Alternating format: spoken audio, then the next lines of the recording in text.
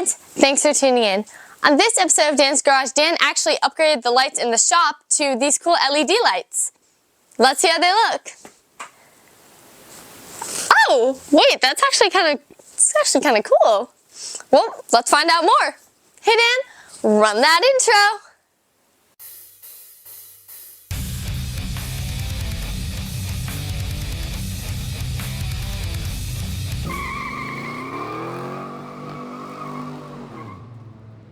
Hey Gearheads, thanks for tuning in. I'm sure you've seen the thumbnail and you can tell by this angle that we have a little bit of a lighting issue. So when this house was built, as with many houses, they just put up these fluorescent tube lights, which are great for general, working around your garage or doing something.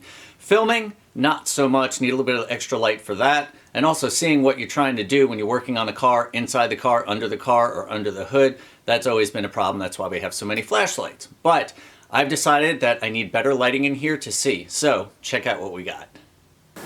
So what we got is not one, but two Cinoton high bay lights. Let's take a look at some of the features.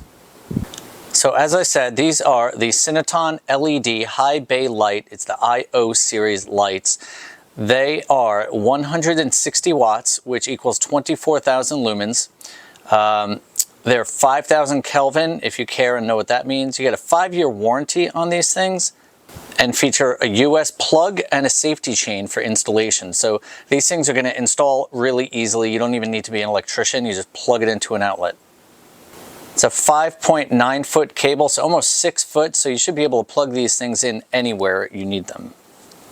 That way it will give me freedom. As I said, it's almost a 6 foot long cord. So I basically have a 6 foot radius of where I want to exactly place the lights. I'm probably going to put them kind of right in the middle for now. In the future, I may get 2 more and do 2 and 2. Of course, that's all going to be leading up to Dan's Garage World headquarters, which is on hold right now. So this is what we're going to do for now. But I don't want to just plug them into those because then I have nowhere to turn them on and off. So the plan is to put an outlet box here next to this one by that garage door opener and one over there by that garage door opener, which is where that comes in. So I figured I'm going to put the switch here so it's not at the door to the house where I always come into the garage. So if somebody's just coming in or out of the garage, they're not going to be 2 switches. They're not going to get confused. They're just going to use the fluorescent lights. When I'm working on cars or filming or something, I'll be back here by my toolbox and I can switch that on. And basically the switch for the wire, or the wire for the switch is just going to go up to those outlets. I'm going to tap into the power from the garage doors for the power for the outlets. And that's it. It's pretty simple stuff. So wiring all this stuff is more electrical than automotive, so I'm not going to show anybody any footage of that. Of course, make sure you have a qualified electrician doing any wiring. If you're doing wiring in your house, you want to make sure it's all up to code. So we'll kind of fast forward past that to when all the electrical is done, and I'll show you where I've decided to mount them, and then we'll do some before and afters and test them out. Alright guys, so here's my workbench, and I put the switch for the LED lights over here because I wanted to keep it separate from the main light switch.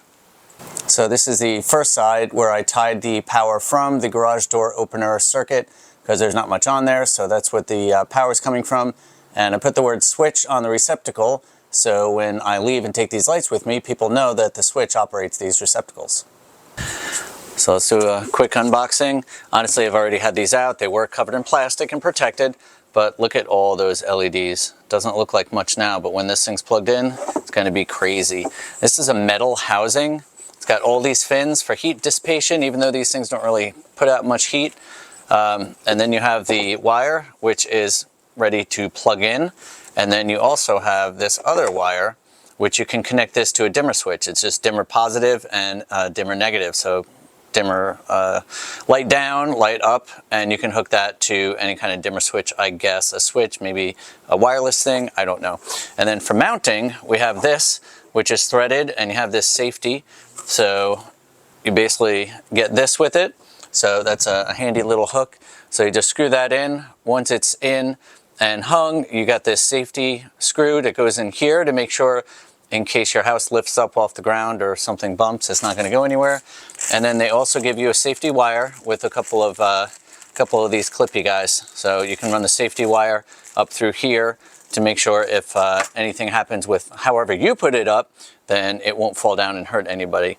I don't really see anywhere else to go on this as far as that goes. It does have 2 flat spots here. This one is not drill, but this one kind of has a pre-punch, so maybe you can drill through that if you want to and do some kind of mount here, or do the safety through here. I don't know. I guess you could always safety through here too, like kind of run it through one of these and one of these in case this fails. Options, whatever you like to do. One more thing I noticed, this does have 2 flat spots. So when I put the other one together, I made sure the safety screw was in one of these flat areas. So it's gonna help it from unrotating. Is that a word? I don't know. Just better than putting it in here. First of all, if you put it in here, it may not grab well. And second of all, it's gonna screw up the thread. So make sure when you put the safety screw in, you do it either one flat side or the other. Just my idea. Like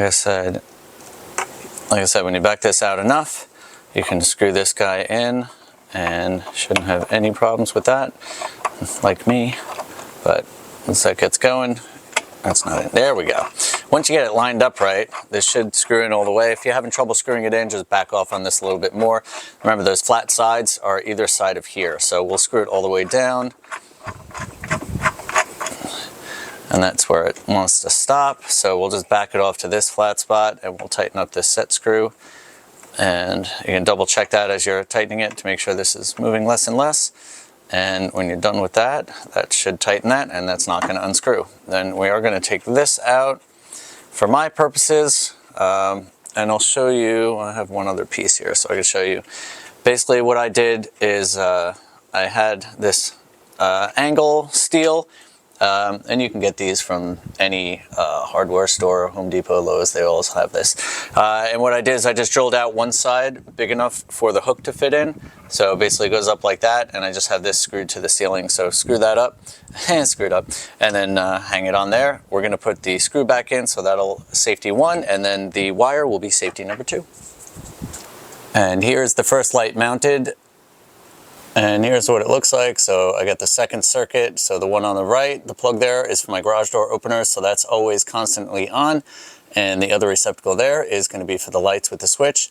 And I hooked it up with a little L bracket there and locked everything on and even put the safety chain on. Look at me being safe. So let's do a quick unboxing. Honestly, I've already had these out. They were covered in plastic and protected. But look at all those LEDs. Doesn't look like much now, but when this thing's plugged in, it's gonna be crazy. This is a metal housing. It's got all these fins for heat dissipation, even though these things don't really put out much heat. And then you have the wire, which is ready to plug in. And then you also have this other wire, which you can connect this to a dimmer switch. It's just dimmer positive and dimmer negative. So dimmer light down, light up, and you can hook that to any kind of dimmer switch, I guess. A switch, maybe a wireless thing, I don't know. And then for mounting, we have this, which is threaded, and you have this safety. So you basically get this with it. So that's a handy little hook. So you just screw that in. Once it's in and hung, you got this safety screw that goes in here to make sure in case your house lifts up off the ground or something bumps, it's not going to go anywhere. And then they also give you a safety wire with a couple of these clippy guys. So you can run the safety wire up through here to make sure if anything happens with however you put it up, then it won't fall down and hurt anybody. I don't really see anywhere else to go on this as far as that goes. It does have 2 flat spots here. This one is not drill, but this one kind of has a pre-punch, so maybe you can drill through that if you want to and do some kind of mount here, or do the safety through here. I don't know. I guess you could always safety through here too, like kind of run it through one of these and one of these in case this fails. Options, whatever you like to do. All right, so this is what the lights look like mounted. And I think they're gonna light this place pretty well. Obviously it's daytime, so you can't see it, but we are gonna test them. So here's the first test. We're gonna shut off these fluorescents and we're gonna turn these suckers on. Wow, that is crazy. Let me show you the ground. So here's a shot of the ground with the fluorescent lights on. Don't mind the mess. And then we'll shut those off. And the LEDs. You can see how much brighter that is. That's crazy. Let me show you what the light looks like. So you can tell how bright this thing is. It's awesome. And I have 2 of them. So these do wash really well on the back side of the garage, or the front side of the garage, I guess, where the doors are. Over here by the workbench, not so much. So I'm probably going to be getting 2 more of these lights to put up at least one over the workbench and maybe one over in the other corner. Now again, this kind of thing is hard to see on camera. It's better to see in person. If you saw it in person, you'd be like, wow. But what I'm going to do is obviously wait till it's a little darker out. I'll have the garage doors closed. The car will be in here, so I'll have to move stuff around, but I'll be able to get another look at the difference between the fluorescent and the LEDs. Hey Gearheads, so it's nighttime and I've shut the garage doors and I'm all the way back here because now I have a microphone. You can still hear me like I was right there. So I'm going to show you the difference between the fluorescents and the brand new LEDs we got. And the switches are right here, which is why I'm back here. So the fluorescents off and the LEDs on. Now, first thing you notice is the color temperature. If you're not a film person, that might not mean a lot to you, but this is more like daylight, which is a lot clearer of a light. It's a lot whiter of a light.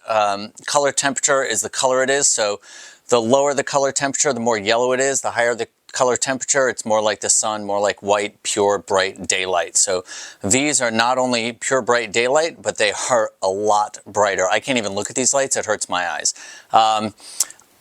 I am looking forward to getting 2 more. Like I said, I want to put one over the workbench over here. It's a little dark there, and probably in this corner, so I'll have 4 in here.